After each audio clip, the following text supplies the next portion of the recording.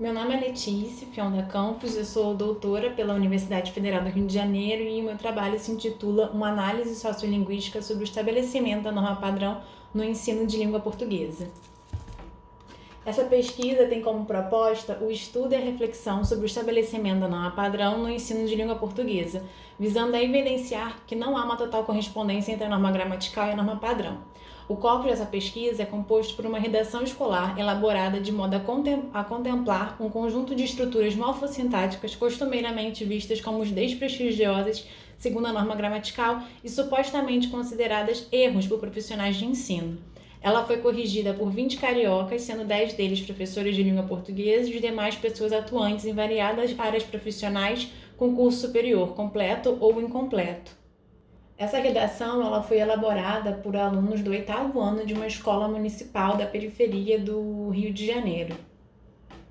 A hipótese formulada de que as estruturas que não são identificadas como problemáticas e assim não constituem objeto frequente de correção, independentemente de serem concebidas ou não como erradas segundo a norma gramatical, não seriam estigmatizadas. Trata-se, nesse caso, de estruturas morfossintáticas empregadas comumente nas normas cultas de uso. Na análise dos dados, levam-se em conta as diferenças existentes entre a norma gramatical e a suposta norma que se baseia a correção do texto, a partir das quais foi possível interpretar o que configuraria a norma padrão escolar. Em outras palavras, embora determinadas estruturas não estejam previstas como corretas segundo a norma gramatical, elas podem não ser vistas por professores ou pelos falantes como erradas, possivelmente por já fazerem parte da norma culta. Como fundamentação teórica, nortearam esta pesquisa a sociolinguística variacionista e a sociolinguística educacional. Os principais conceitos que eu utilizei da sociolinguística variacionista foi o princípio da heterogeneidade ordenada, que postula a sistematicidade da variação inerente à linguagem, o problema da avaliação e o estudo de crenças e de atitudes. E da sociolinguística educacional, utilizei os contínuos da variação no português do Brasil, formulado por Bortoni e Ricardo, e a pedagogia da variação linguística, formulado por Faraco. Wenge, Labov e Herzog formularam 5 questões essenciais à pesquisa variacionista: as restrições, a transição, o encaixamento, a avaliação e a implementação. Para essa pesquisa, interessa principalmente a avaliação social que os falantes fazem a respeito de uma variante, consoante o julgamento em relação à norma usada pelo interlocutor, é importante na formação e nas práticas que se instauram no contexto escolar. Se a variante é vista como prestigiada, essa valoração pode contribuir para que seu uso seja disseminado e preservado. Por outro lado, se a variante é concebida negativamente pelos falantes, esse juízo de valor pode desfavorecer a extensão de seu uso e retrair sua implementação, podendo consequentemente retardar o processo de mudança. Para Ciranca, as atitudes positivas, negativas ou neutras constituem reações dos usuários da língua perante determinadas pessoas, situações e coisas. Nesse sentido, elas são formadas por aquilo que os indivíduos pensam e sentem, revelando como reagem aos estímulos linguísticos que lhes são apresentados. As crenças, por seu turno, são constituídas de convicções íntimas no campo da opinião do falante com relação aos objetos avaliados. Seguindo essa perspectiva, as atitudes dos indivíduos em relação a um evento comunicativo surgem a partir de suas crenças. É preciso que o professor opte por uma metodologia que oriente o aluno a refletir sobre a língua por ele usada, para que possa compreender seu funcionamento variável e ainda seja capaz de utilizá-lo de acordo com a situação comunicativa. Dessa forma, tendo essa postura, o professor estaria contribuindo para a não propagação do preconceito linguístico. Para o tratamento da avaliação das variantes, parte-se da tipologia proposta por Labov, segundo a qual as formas alternantes podem ser tipificadas como estereótipo, indicador ou marcador. Os estereótipos são socialmente marcados pela sociedade. Essas variantes são estigmatizadas a partir da perspectiva de uma comunidade de fala, sendo a atribuição desse estatuto altamente consciente. Por exemplo, nós vai recebe o estatuto de estereótipo, porque ele é altamente estigmatizado. Indicador: não são percebidos no plano da consciência, constituindo estruturas que não se inserem exclusivamente na matriz social ou estilística, não sendo assim passíveis de correção. Por exemplo, a variação entre peixe e peixe, raramente percebida nas diversas variedades. E marcadores não costumam ser estigmatizados, mas apresentam distribuição social e variação estilística. Trata-se de variantes que costumam se adaptar ao contexto socio-interacional, por exemplo, a alternância entre tu e você, que tem contornos estilísticos e sociais diferentes a depender de vários fatores. A respeito da avaliação subjetiva de cada estrutura, supõe-se que as motivações para ela derivem de uma complexidade de fatores relacionados à realidade multivariada da língua. Ottoni e Ricardo buscou representar essa complexidade a partir da formulação de 3 contínuos de variação no português do Brasil. O contínuo rural-urbano, que vai desde as variedades mais rurais e distantes, né, do urbano, até as que são mais urbanizadas, oralidade e letramento, que seria do registro, tanto da fala quanto da escrita, e o de monitoração estilística, que seria do mais formal ou menos formal. Nessa análise são levados em consideração os 3 contínuos, uma vez que a escola tende a privilegiar o que é tido como urbano, monitorado e ligado à cultura escrita. O termo norma relaciona-se a 2 campos significativos gerais, o de normalidade, que é como a língua efetivamente é usada, e o de normatividade, como a língua supostamente deveria ser usada.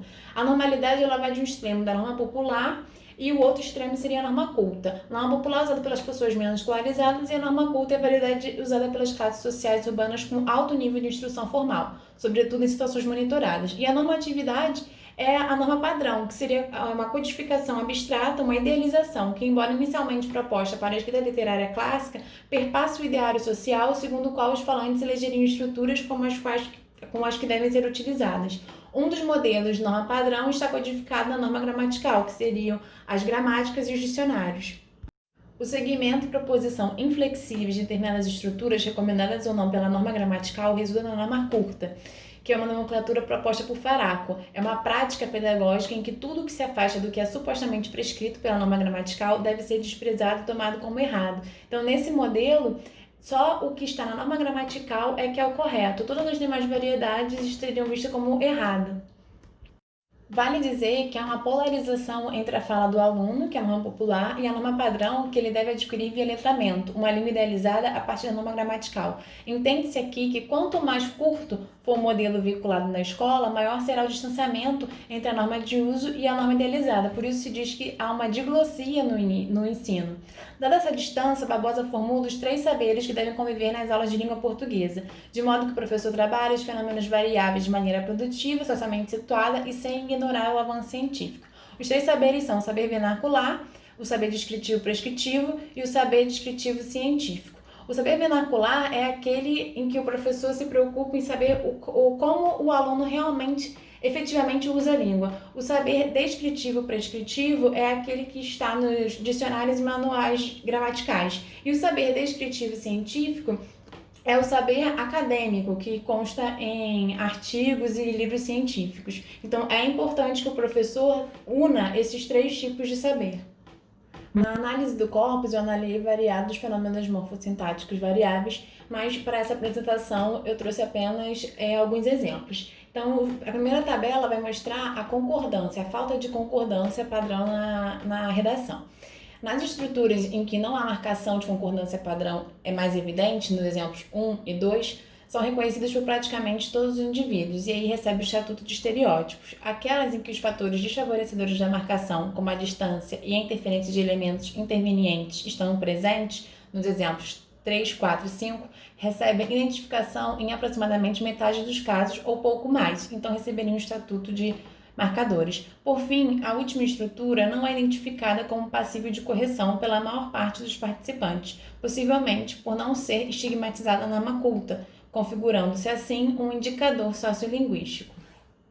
O próximo fenômeno analisado que eu trouxe diz respeito à colocação pronominal. Os usuários da língua julgam as construções relacionadas à ordem dos críticos pronominais seguindo intuitivamente suas crenças, de quais seriam prestigiadas, independentemente desse julgamento estar em conformidade com a norma gramatical.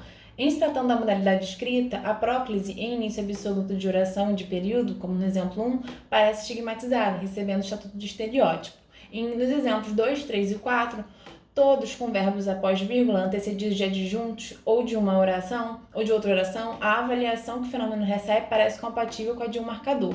No exemplo 5, a falta de correções sinalizaria que a variante pré-verbal funcionaria como indicador. No exemplo 6, certos falantes poderiam avaliar esse uso como estigmatizado e por isso seguir o que está descrito na norma gramatical, enquanto outros, seja devido ao fenômeno da hipercorreção ou à falta de conhecimento sobre a norma gramatical, poderiam preferir o emprego da ênclise, então receberiam o estatuto de marcador. A hipercorreção é o processo que leva a corrigir também quando não se deve corrigir, ou seja, na tentativa de ser correto, corrige-se demais, corrige-se o que já está correto. E no que diz respeito a essa colocação pronominal, o que foi verificado é que, na realidade, nem os professores, né, corrigindo a redação, eles vão checar na gramática o que está correto de acordo com a norma gramatical. Isso é muito mais intuitivo do que eles acham que está correto, ou seja, muito mais, está muito mais ligado à norma culta de uso do que à norma gramatical. Nesse gráfico que eu trouxe, ele apresenta o panorama geral de como o corpus foi corrigido, tanto pelos professores quanto pelos falantes comuns. E verificou-se que mais da metade das estruturas linguísticas, cerca de 56%, que não estavam de acordo com a norma gramatical, não foram corrigidas nem mesmo pelos professores. Além disso, pode-se perceber, comparando o comportamento dos professores e dos demais falantes, que o reconhecimento das construções fora dos padrões de norma gramatical ocorreu de forma semelhante, mais ou menos 21, 22%. Não houve uma diferença significativa. No tocante ao problema da avaliação, observou-se que os participantes avaliam as variantes, elegendo como corretas, provavelmente aquelas que estariam de acordo com a norma já disseminada na fala culta corrente. Assim, a padronização idealizada por eles, que seria a norma padrão, não necessariamente condiz com o que está previsto na norma gramatical. A partir da análise realizada, observou-se que a fonte de conhecimento que o professor utiliza para corrigir as estruturas linguísticas é sua própria avaliação pessoal, sua idealização de padrão linguístico, seu saber vernacular, e não apenas o saber descritivo prescritivo, que inclui o conhecimento da norma gramatical. Verificou-se também os usos das variedades vernaculares que já são aceitos e os que são recusados, mediante a possível situação de diglossia entre a norma padrão, a norma gramatical e as normas de uso.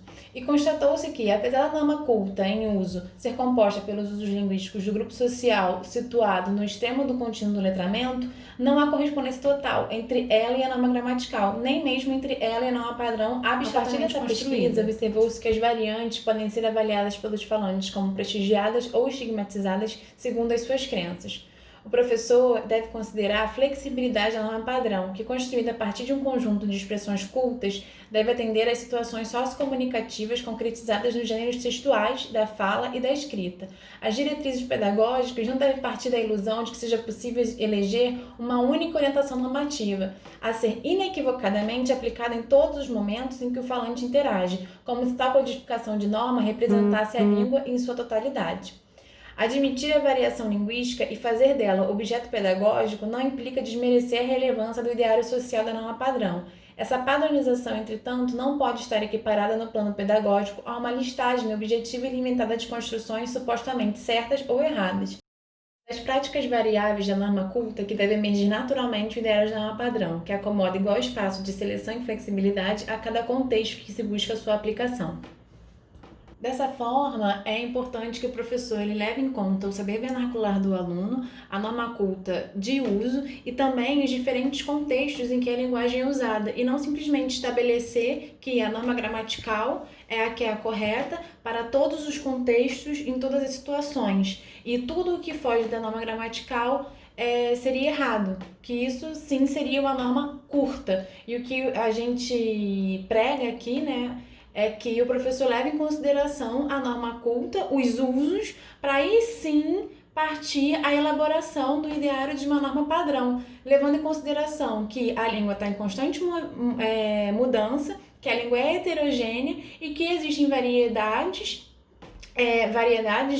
linguísticas, e também que existem contextos em que vai exigir uma língua mais rebuscada, contextos mais formais e contextos mais informais. A seguir, vou mostrar as referências que foram utilizadas, né, para fazer essa pesquisa. E é importante dizer que esses estatutos que eu coloquei nos meus gráficos são de acordo com o meu corpus, são de acordo com as pessoas que corrigiram a redação. Isso não significa que eles irão receber esse estatuto em absolutamente todos os contextos, enfim, não é nada fixo, não é nada estanque fixo. Isso pode variar de acordo com o corpus da pesquisa. E, por fim, como pode-se perceber, até mesmo os professores de língua portuguesa que tendem a defender a norma padrão, que a norma padrão deve partir da norma gramatical, eles não a seguem ao corrigirem textos, mostrando que não há uma correspondência total entre ela e a norma padrão abstratamente construída e ensinada na escola.